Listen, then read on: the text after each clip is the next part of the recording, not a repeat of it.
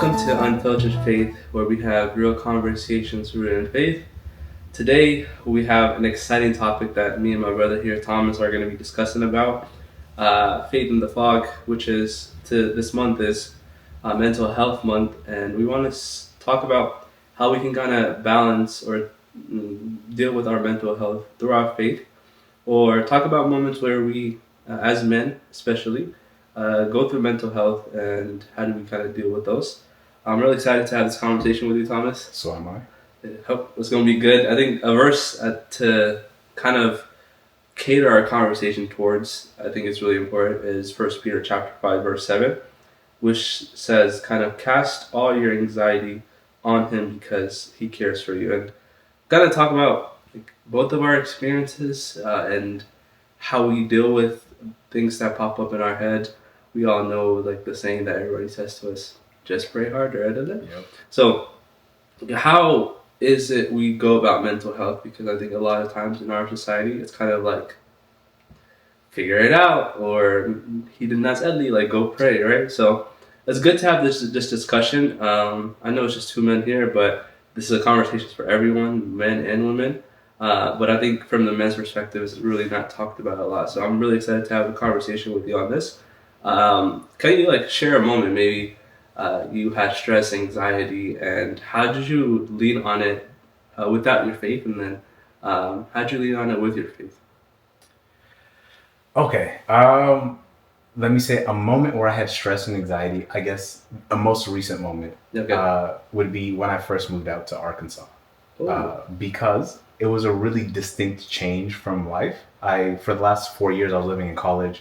I was surrounded by people and friends all the time. We had 3 churches near us. We had 4 Coptic churches around us. I was surrounded. And then I moved out to Arkansas, where there's not a single Habesha person for miles. No Orthodox church for 200 miles or something. It's just very alone. And I was damn horrendous. It was bad. And the beginning, at the first few stages, I tried to tackle it by myself, in the sense that I tried to go out and make friends. I was like, well, I can't go to church. What can we do about it? I can't teleport. I'm just going to do what I can. And just went about my day-to-day life. And I just kept going in a downward spiral of, wow, I have a job, but I'm so alone. Life is sad. Mm-hmm. And then I came back to Dallas, talked to my confession father again. And I was just like, hey, we're down horrendous. Why are we down horrendous? Mm-hmm. And he guided me in the spiritual aspect, in the sense of even though you're alone out there, find comfort in God. And I responded immediately. I said, I can't find comfort in God. There's no churches there. There's no comfort to be had. And he said, God isn't just in the church. God isn't the community in the church. God is always there with you. And then, I started building out my prayer room there in Arkansas, which was really big. I had a 2-bedroom. I was one man, no guests. So the second bedroom was just a full prayer room. There was nothing happening in that house. So I had a full prayer room, built that out. And in the process of building it out, I got the opportunity to call people and ask my mom for advice, ask Hannah for advice, ask close friends and family for advice on how to properly build it out. And that in and of itself made me interact with people more. And through that journey of building stuff out, I started hopping on different Instagram live, social medias, texting people from different churches when I started interacting with people more. So even though I didn't intentionally go out to fix the problem of, I'm lonely, by going out and just trying to get closer to God, the problem of, I'm lonely was fixed. I gave my burdens to him. I decided to be with him. And the problem just, fixed itself, I guess. God fixed it without me looking for it, which is, I think, my most recent example. We have a lot. But I love it. Audience that don't know, explain what Arkansas is. It's a state, but explain where it is in the map. So Arkansas is the state in between Texas and Oklahoma. So Texas is right here, Oklahoma's top left, Arkansas's top right. It's middle of absolutely nowhere. There's 2 big cities there, and even the big cities are small cities. But I live in northwest Arkansas, where there is nothing for miles. There is nothing for miles. For those who understand what this means, I was surrounded by sundown towns, so didn't feel comfortable, let me say. And there's pretty much no community out there. If you're like a Habesha looking for community, there's no community out there. I found 2 other Habeshas that live out there, and met with them from time to time. They live like an hour away, but we were just the only ones, I think, in the state at this point. If you're in Arkansas, if you're a Habesha in Arkansas seeing this, let me know. I still visit there sometimes. I'd love to see you. But I think that's the big thing. Arkansas is middle of absolute nowhere. That's the thing you need to know. Yeah. And scary. I love it. I want to touch on one thing you said, because I think it's really important, what your spiritual father said, which was God is not only in the church or not just in the community, but God is everywhere. I find it a lot of the times where people go to church, people serve the church, but don't serve God. And it's really important for all of us to understand when we're talking about anything, not just mental health, but that God is literally everywhere. You can find him in your prayer corner. You can find him when you're driving. You can find him everywhere. So it's really important. I think you had that recognition, like, dang, like, yeah, I may not have like my people here. I may not have my church here, but like I can build a prayer corner and I can speak to God this way. So I'm glad that you found comfort in that way. For me, I didn't go in the middle of nowhere and those not Habeshas. I think I've always been here in Dallas. I think for people that know me, I am an only child. So Same. Only child, we're relating. I'm an only child, so most of kind of my childhood was spent alone, like by myself. So I think a lot of the times where, even though I was like in my teenage years or growing up, there was a lot of moments of silence. And I think a person or a kid growing up, they don't know how to handle silence. Like, one thing we always tell like the kids at our church is like, lock yourself in a room and sit in silence for 30 minutes. Like, think about your thoughts, right? For me, I had that my whole life, right? So you think about a lot of the things, like, and at times those thoughts kind of get to you. And I remember, I think my mom used to be my comfort zone, like the person I'll speak those thoughts to, whatever negative thoughts that would come into my mind.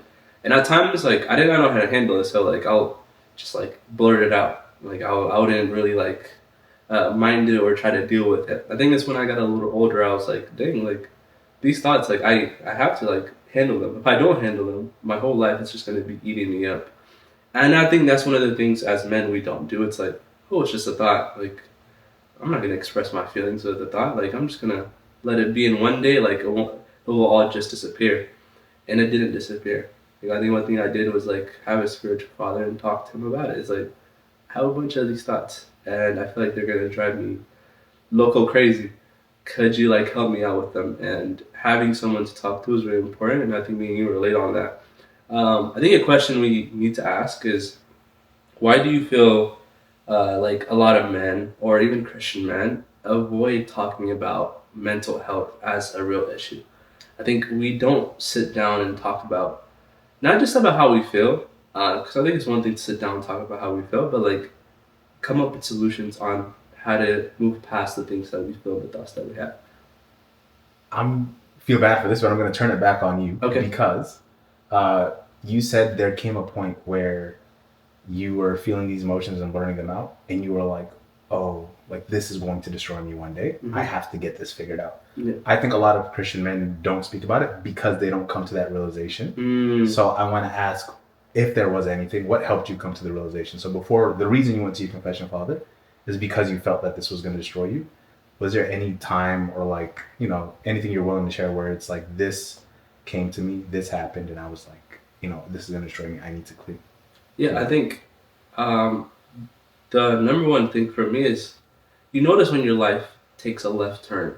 You're like, you plan your life out. I think we are all like this, right? We plan our life like a year in, like 5 years, and I'm gonna be this. And then like when those plans don't like succeed, you're like, dang, like did I mess up? Is God not in my life? And I think for me it was like that. It's like I planned a year in my life and I wanted to be somewhere and it didn't work out. And I was like, dang, like it maybe is my thoughts that I need to deal with, that I'm not really focused on my goals and my endeavors. So let me like quickly fix this. Because if I don't fix this, then my 5-year goals would not come at all. So I think it's realizing that what I have, or what I want to accomplish in this world, all the endeavors or the goals that I set out to do, I can't really be working on them if I have a lot of baggage in my head. Like if I'm distracted all the time with a bunch of thoughts, I can't. So that was my realization is like, I want to be someone in this world. Not anything monetary, like not getting a lot of money, but just like a person that lived this life with purpose. Like not just a Zumba Omega, like, just waste your life doing nothing, but like Christ says, like, go out and conquer the world, right? Our second command that was given to us. So I wanted to do that, and I knew that if I didn't deal with that, I was not gonna do that. So that was like my click moment. That makes sense. Honestly, I think a lot of guys that do go forward for like mental health and kind of fight for their mental health have the same type of click moment where they realize something, this is going to tear them down. I'd say a primary reason as to why us Christian men don't go after mental health or don't attack it with the same fervent passion that we should everything else, is the understanding, at least in my opinion, of strength. The same way for most men. Just I have to portray strength. I have to be strong. On top of that, a lot of times, and again, this might be a me thing. I haven't asked around. Yeah. But those times of mental strife, of mental weakness, are usually associated with sin. So it's really, really difficult. Again, it's easy to find comfort in your confession, Father, if you already have one, because I'm already confessing my sin to you. So my mental health and it'll go together. Mm-hmm. But for those who don't, again, for a good chunk of my youth, I didn't. A lot of the mental health issues that you have are either caused by sin or cause sin, one or the other. Okay. A majority of the time, most of those problems. And it's hard to go up to someone that doesn't already know, your repertoire of sins, and go and tell them like, hey, I have a mental issue, or like I'm going through this, I'm struggling through this problem, this headache, man. It's bad. Help me. And they're like, oh, okay, what have you been doing so far? And then you pull out your sin Rolodex and say, well, I've been doing this, and this, and this hasn't been working for me, so I'm trying to try something else. I think that level of guilt makes it even harder for Christian men in particular, because it's not that we only have to portray the mantra of strength. We also attempt to portray, incorrectly at least, the mantra of purity as well. And kind of listing out your sins along with your struggles mentally is an even higher barrier than just normally listing out your weaknesses. Yeah, I love it. I think for me, it's like, I view it as the strength of talking about your mental health is vulnerability. Like, I think what makes you a strong man is to be able to express your emotions and talk about them, and know how to deal with them. I think we like to pride ourselves as problem solvers, but one of the problems that we never attempt to solve is the problem in our heads. Like, it's always like, you give me something, I can solve it. As a man, that's why you always like try to portray. But when it comes to like the things that you deal with in your head, I'm not gonna deal with them, because if I deal with them, I may look, as the generation calls it, sassy. You know? Yep. So, real strength comes from being vulnerable enough to talk about what it is in your head that's bothering you. And like you said, like some of those are what causes sin or what's going to lead to sin. Whatever like emotions that you have here. Sometimes it may not be sin or it may not cause sin, but it's still important for you to talk to someone about it. And I think one of the things that we hear a lot and what deters men from speaking about it is this kind of quote unquote, just pray harder or like pray more. Have you had experiences to where like maybe a parent or maybe a cousin or auntie, whatever it is, like tell you, you about to go in. I'm just getting comfortable. A moment where like you try to be vulnerable in that state, because I think this is what a lot of pushback people get. It's like they try to be vulnerable, they try to talk about their feelings, but they're just met with, just pray, like just pray harder. Have you had those moments and like, how'd you kind of deal with those moments and those times? Have I had the moments? Yes. God, yes, I have. As like a teen, I think most teens are like going through tough times. It's hard to know who you are as a teen. Me in particular, I was going through especially tough times. Really, really tough times as a teen. Those tough times came through as like mental problems, I guess I'd say, like feeling bad about myself, and then questions about faith. Those were the two things that manifested. And both things, I was like, oh, I'm at church, I have questions about faith, and I also feel horrible. So I can talk to these people and get it figured out. Yeah. And when I tell you, I love my church, the church I used to go to back when I was a kid. I love it, Lord be. But a few of the people there, again, it's always like a minority there, but the minority of the people there I'd talk to and I'd be like, hey, you're a leader in the church. I'm going through these thoughts. I'm having these thoughts. I'm scared. Like, help me. They're like, oh, have you prayed? I was like, yeah, I tried that. Just, it didn't work. What do I do now? And they're like, have you said this specific prayer? I said, no. And they said, do this one and then come back to me. And then a week would go by of pure depression. I'd come back and they'd say, have you tried this one? No. A week would come by. They'd be like, this is not good. You're not healthy. I know that. That's why I came here. This was point one. Please help me. And they didn't. And the sad thing, I'd say for me, is I tried a few people and then eventually I turned away. I said, oh, well, the church isn't going to help me fix these problems. I'm like really feeling bad about myself. I can't do anything about it. Let me find help elsewhere. And I looked elsewhere and slowly, glory be to God, I found help and I was like better. I started feeling better about myself, had more confidence, had, a functioning member of society. And I find it sad because I've seen that happen multiple times in the sense that my situations happen to other people. And the beauty I can see now is, one, there are more people open to responding properly. And two, as long as you continue to attempt, so trying different people, you'll find someone good. I think my problem and the reason I turned away was I tried like 2 or 3 people, all in the same group, all at the same davar, and it just I didn't get the response I wanted. And I feel like that's expected. You have to vary who you ask, in the same sense that like when you're looking for a confession father, you don't just talk to one priest. You're like, well, he's a priest, I'll go with him. You find one that like connects with you, one that you have a connection with, one that you feel comfortable with. In the same sense, if you have questions about mental health or questions about faith or any questions in general, just you're looking for help in general, I think it's really important to find somebody within the church, outside the church, that understands you and can give you responses tailored to you. I think my issue was I was asking people that didn't understand me and were giving me responses tailored to themselves. And if I just looked around a little harder, I think I could have found someone to answer it. But regardless, I think the big solution I can say with the pray harder one, short term, is find somebody else. Because the pray harders will continue to come, and we can't change the people that are saying pray harder. But there are people out there in the church, in our communities, that will help you, that will both guide you spiritually and guide you mentally in the sense of making you better. And just finding those people, I think, is important. When people at least said that to me, like, just pray harder, in the moment, I'm like, that's what I've been doing. Like, I am praying harder, like I am doing that. I do think those people are coming from goodwill, good intention. Like, because if you look at it from, let's say, we're like the first generation here in America, right? If you look at it from a parent's perspective, or like the priests that we have are maybe like from Ethiopia that come here, mental health, I feel like, wasn't really something talked about. It's like, just deal with it. And then I think that's like the same kind of message they try to portray now. It's like, just pray harder. Like, that's what eventually is going to fix it. Go ahead. I'd like to say, I think it's important to say that pray harder solution has worked for some men.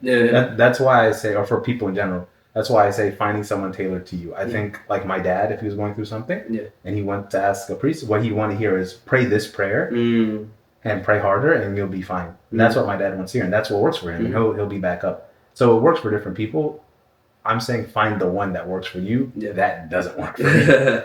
I totally agree with that. Like, I think that saying, it works for a specific set of people in a specific generation, I think. And then when you look at it from like this generation's point of view, just pray harder doesn't really work. Because they're like, I've done that. Like, I want someone to talk to me. Like, I need like some sort of help. And I think we have that stigma going around, but I think it's getting way better now. Even OTYD here, I know it's next month in October. We have our mental health conference. We do it every year. A lot of people come to servants and talk about how they feel and like if they need help. So we do have a generation that's understanding what people are going through and are there to help them. We have many professionals out there. I know many priests that get like counseling certificates because they know that counseling is important, right? I think that's one of the things too, is like priests going and getting counseling. It's really important because the youth that we have here, I feel like, are great youth, but at times the society we live in and the place America that we live in is kind of hard. It's kind of hard to juggle things. Very hard. It's very hard to juggle, and having people that know how to deal with them is really important instead of just saying just pray harder, because like you said, it may work for like maybe your dad or like my mom, right? But it may not work for our generation. So I love that we need to pray harder, yes, but sometimes we need someone to understand what exactly we're going through. I think from what you've seen or your experiences, what do you feel as though it's needed within our church, whether that be like more professionals in this mental health field, whether that be with like hosting more of these conversations to talk about mental health? What do you think is needed so that we could talk about the things that we're going through in an open and candid way? Like this conversation here is meant to like shed light that this is a topic that should be talked about. Although I know some people maybe in the comments like, why two men talk about mental health? Right, people are going to disagree with it, which is totally fine. But we know inside and out how many people are affected by this. How many people do we know that go through with this and sometimes don't have a solution and permanent solution, and they leave us from this world. There's a quote actually from a movie that I really love. It's like, I think a lot of people would know this. It says, suicide is a permanent solution to temporary problems. Like, if a person is going through stuff to the point where they want to kill themselves and people are not there to help them, they just made a permanent solution for themselves. If we don't allow those solutions, then that's the avenue a lot of people tend to take. So I know I said a lot, but what do you feel as though we could do? So, when it comes to what we can do, I'd say conversations like this are obviously amazing. I'd say having more professionals is amazing. But I'd say I think the biggest thing that we should do is, I guess, the confidence in ourselves, the confidence in our faith, and the confidence in our community to be able to say, like, I don't know, I can't help, but this person can. I think is a big thing. Through my service, I've had the privilege of having people come to me and feel comfortable of coming to me and asking me faith-based questions, mental health-based questions. And I think the best thing I've done, I've obviously talked to a few of them and helped them through their situations. Yeah. But the best thing I've done, and the thing I think I'm most proud of, are the times where someone comes to me with something so large that I just don't think I can handle it. And I pass them on to someone that will. I'm confident in the community that we have. More professionals is great, but we have a lot of great ones right now. More, priests with mental health certificates are amazing, but we have some amazing priests right now that can help right now the way they are. But they just don't get the questions, be it like, I'm scared to walk up to just a priest and say, hey, I have these problems. Okay. Or I'm scared to walk up to a random guy I don't know who has a mental health certificate or who's a professional therapist, and just ask him questions. But if they are comfortable enough to come up to you, come up to me, and they ask us, we should be comfortable enough and confident enough in ourselves to say, I don't know, but let me call this person, let me put you in contact with him, and not just put them in contact, but follow up, make sure they're getting the help they need. And I think that way the community will grow a lot more. Obviously, more people is great, but more interaction, more confidence, more passing on of burden, I think would be amazing. I 100% agree. I think it's all of our willingness to be open to having conversations with people and helping them find the right person to help them with whatever they're going through. When talking about mental health, and I know we're here at Unfiltered Faith, our name is Faith. I think faith is a really important thing to have. I know we talk about just pray harder, but when we talk about habits that help us kind of shed light on the things that we deal with, What things or any specific things have you done? For instance, it can be prayer or it can be like small spiritual habits that helped you overcome things. I know you talked about your prayer corner in Arkansas since you didn't have a church there, but what are things that you have done spiritually to help you in your mental health? I can say what tends to happen with me is when I'm going through a trial or tribulation, I'll set a spiritual goal for myself. And usually it'll either get my mind off of the trial or tribulation, or through the goal, I will pass the trial and tribulation because it's temporary. I focused on this goal, and this temporary trial has now passed me over. And those goals tend to be I'll order swaths of like spiritual books, just a good chunk of them, and I'll keep them on back order. I'll just keep them in my closet. And I'm having a rough week. I'm having a rough day. Life is hitting me real hard. Yeah. I'll pull out a book and I say, my goal is to finish this book by the end of the week. And I indulge myself in the book. And I indulge myself in the spiritual writings. Pope Shinoda, His Holiness Pope Shinoda, has saved me through so many problems. But stuff like that, I think, really helps me out, at least. I'm really goal oriented. So when I have something to focus on that's not, oh, the world is crashing down on me right now, it helps me to focus. Obviously, prayer and going to church help a lot. But I'd say, though, that's the thing specific to me. I love it. I love it. I think for me, one thing that has helped a lot is, I told you I'm an only child, you're an only child, you kind of relate to this, is I think as an only child, I tended to isolate a lot. I tend to be like, yeah, I love like talking to people. Like I'm out there. But then like I tend to be like, I isolate myself. But one thing that's helped is like brotherhood and fellowship. Like having people around you that you can speak to and have open candid conversations. I think that's helped a lot spiritually. And having people that have faith as well. I know we have brotherhood and we have friends in like different aspects, whether that be through work, school, whatever. Surrounding yourself with people that, whatever future that you see for yourself, that is the group. We always talk about how your friend group can either be your prison or your friend group can be the catalyst to something greater for you, right? So it's finding those people, I think, for me, that's helped as an only child. Because I tend to isolate, and then when you have those brothers or that fellowship among you, OTYD is a great resource. If you are in the Dallas community, every Friday at 7:45 p.m., we have Bible study. We're all there, smile faces. So come, like if you're dealing with something. I know there's a lot of people here in the DFW area that we don't see come. Come on Fridays. It's a great way to talk, to fellowship. So I think it's having those things, I think that helped for me. I think without those, it would have been harder to overcome a lot of the things. And of course, I think serving is important too. I think in whatever capacity, it doesn't have to be grand. It doesn't have to be you on the podium. It can be the smallest thing, like knowing that you're offering yourself up as a living sacrifice, like we talked about last weekend. Romans chapter 12, verse 1, is really important because I think that kind of takes it out from your head and be like, okay, like whatever I'm doing is far greater than me. Whatever I'm thinking about, like there's a God out there that can heal it in an instant. So that's helped me. And I know you kind of relate to this as well.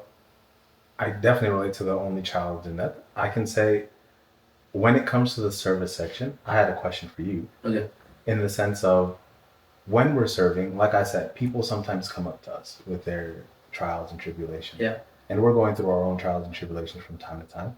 Is there a way you found to balance the problems of others with the problems of yourself, I guess?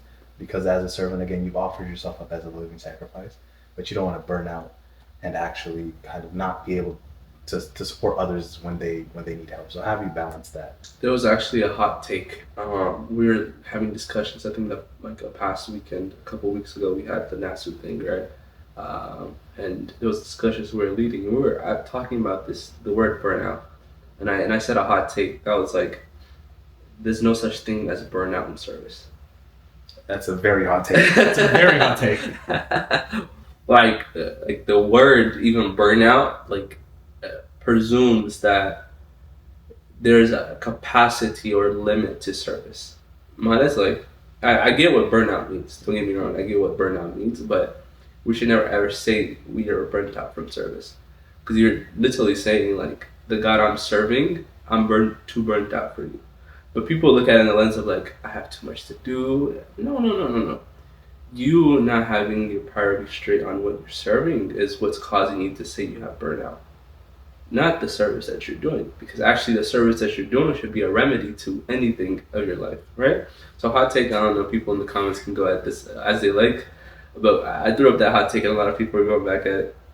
I can say the way you explained it, I agree with you. You're gonna get attacked, but I agree. I'll second your opinion. Yeah.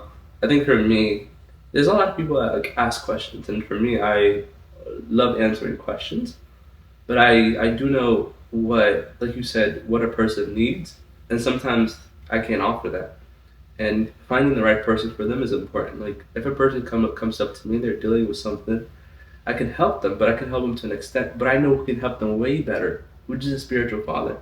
So I direct them towards that. Because one thing is, as I'm serving God, and I'm helping people in whatever way I can. But when those people come up to me, I know what the best solution for them is. Not always what I have to say. Like it doesn't always have to be I. Like I think everybody wants to have the right answer to everybody's question. You don't have to be a smart person all the time.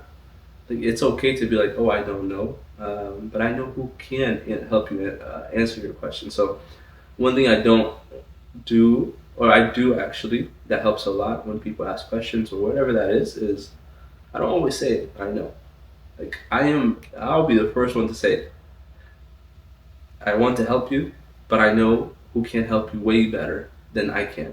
And then it'll lead to the right person. So that's what I kind of do, which I think helps a lot. That's answering your question. Right? It does perfectly. I love it. We'll talk about one thing, and then I think we could like wrap this conversation. This conversation can go on for days, by the way. I know if we had a group of men and women, this discussion could go on forever. I think this is the topics that people talk about a lot. I think a lot of people, when they think about mental health, they feel as though it's because they lack faith. Like, for instance, if I'm going through something and it's really bothering me in my head, and I'm praying and I'm doing all this, but like it's still bothering me, people feel like something inside of them that is like, I just don't have faith, or maybe like God is not present. Have you felt moments like that? If you have, like, how'd you kind of overcome those? If you haven't, can you stand in a person's shoes and see like how that they don't lack faith, but sometimes just internally, where the devil tries to stir up and he's like, "Oh, you little of faith," but you don't have little faith. It's just the ideology that's inserted in your head. I think yes, I've experienced it. I think when we go through hard times, we have a tendency to, I guess, think worse of our actions, our achievements, or what we've put forward. Um, and I'd say when it comes to the faith aspect, it's one of the first ones to go, in the sense of when life is hard, um, when something's really, really coming at you, it's really easy to say like, oh, I must have done something wrong. Mm-hmm. I must have not believed correctly. I must have not had enough faith. I must have, that one time I slept in and didn't go to Kandase, man, it's coming back to bite me. Um, and it's hard to process, especially when you're newer or younger. It's hard to process that our God isn't a vengeful God. Mm-hmm. He's not gonna come and smite you down for not attending church for a Sunday, or just because you did a few things wrong in your faith or don't have enough faith in your opinion. Um, that's not gonna be the cause of your trauma. Um, and it's something difficult to understand. I remember I went through it when I was in college. I remember I was struggling. I was broke. I was taking classes that I was struggling with. It was just hard, which most college students can, I think, relate to. Yeah. But in those times, I was like, wow, obviously everything's falling apart because I haven't been to Kadase in weeks. Yeah. I've been focusing on these classes. I haven't been to Kadase in weeks, and I think the only thing that generally helped me is the understanding of it's not because God hates me or because I've done something like horribly wrong, that these bad things are happening to me. These bad things were going to happen anyway. But if I want strength to overcome them easier, if I want this to become an easier journey on myself, not by making the difficulties less, but by strengthening myself, then maybe going to church would be better. Yeah. And I think that's the big distinction in the understanding that like the bad things aren't happening to you because you didn't go to church. They just feel harder on you because you don't have the strength of Christ with you. Yeah, that's a great way to say it. I think there's also the person out there like that's trying to put you down, also, right? Trying to insert things in your head at times. So really important. I think faith, saying that you have faith and that you'll continue doing those things that are needed to kind of keep your faith alive is really important. Although there's thoughts that are like, oh, you lack faith. Oh, you didn't go to church this week. Bad, right? I think this was a great edifying conversation that we had. I think for like all listeners out there, a couple of things, and I'll say something. You can say something. We can wrap it up. It's okay not to be okay. Like it's okay. You don't always have to be okay, but it's okay not to be okay. And I think this ideology that faith erases pain is false. Faith doesn't erase pain, but it gives us hope. It gives us hope that there's greater things to come, and there's good things that are going to come. And if we have that mentality, I think we'll go perfectly. Because I think when we think about imminence or what faith that we have, it's like, I have faith. All my problems are resolved. No, it gives us hope that we'll overcome those problems. We'll overcome that pain. And anywhere throughout Scripture, it's always hope that gets even the apostles going. Hope that Christ to come. So don't have the mentality that your faith is going to erase the pain, but rather it's going to give you hope. And I want to encourage listeners out there, reach out to somebody. Reach out to one person this week. Maybe that's a good challenge to give, right? Reach out to one person this week. Just ask them how they're doing. It could be a man, a woman, whatever it is. If you're a man, ask a man or a woman. That's kind of hard, though. Imagine you're a man. We don't talk about difficult. Like man to man. If you're a man, ask a man. Exactly. That's your challenge. Ask a man, like, how you doing? Like, check up on your friends. Like, how they're doing mentally. I think that really shows a true friend is if you're checking up. Not just saying, oh, let's do this, let's go hang out, but rather, like, talk about those great conversations and the things that you guys are dealing with. And that's my challenge. I don't know if you got anything left to say. I don't have a challenge. I was going to make a final remark, but you said it perfectly in the sense of if you want change, if you want mental health to be talked about more, don't just say that you want it to happen. Create an environment where people can talk about it. Go ask your friends, are they okay? Go reach out to individuals. If you see someone quiet at church that's usually relatively talkative, go talk to them. Make an environment where people, men, women, everybody's comfortable talking about the problems they have or comfortable enough to ask for help. I love it. I love it. This is Unfiltered Faith, Faith in the Fog, episode 21. We are out. See you on the next one. Yeah. See ya.